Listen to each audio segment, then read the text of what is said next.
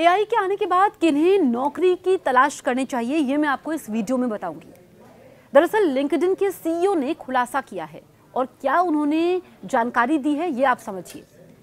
देश दुनिया की कंपनियों में काम करने वाले प्रोफेशनल्स के लिए लिंक्डइन किसी परिचय का मोहताज नहीं है। जॉब्स की दुनिया में होने वाले बदलावों पर लिंक्डइन और उसके मैनेजमेंट की खास नजर रहती है। लिंक्डइन के सीईओ रयान रोसलांस्की ने US India strategic partnership forum के इंडिया लीडरशिप समिट में कई बातें बताई। लिंक्डइन के सीईओ रयान रोसलांस्की ने नौकरी की दुनिया में होने वाले कई बदलावों पर खुलकर चर्चा की। इस दौरान उन्होंने ये भी बताया कि आर्टिफिशियल इंटेलिजेंस किन लोगों के लिए चुनौतियां पैदा करेगा और किन लोगों का काम आसान करेगा। लिंक्डइन के सीईओ रयान रोसलांस्की ने यह भी बताया कि आर्टिफिशियल इंटेलिजेंस के कारण नौकरियों में काफी बदलाव हो रहा है। अब नौकरी किसे ढूंढनी चाहिए?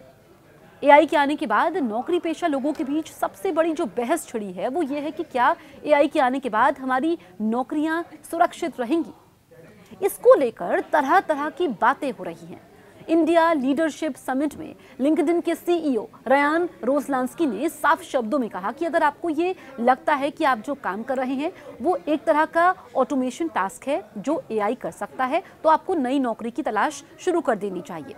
रोसलांस्की ने कहा कि अपनी वर्तमान नौकरी को सिर्फ एक जॉब के रूप में मत देखें, उसकी पूरी कार्य प्रणाली को भी समझें।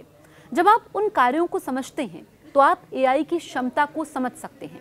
एआई के कारण आपकी नौकरी भी बदल रही है।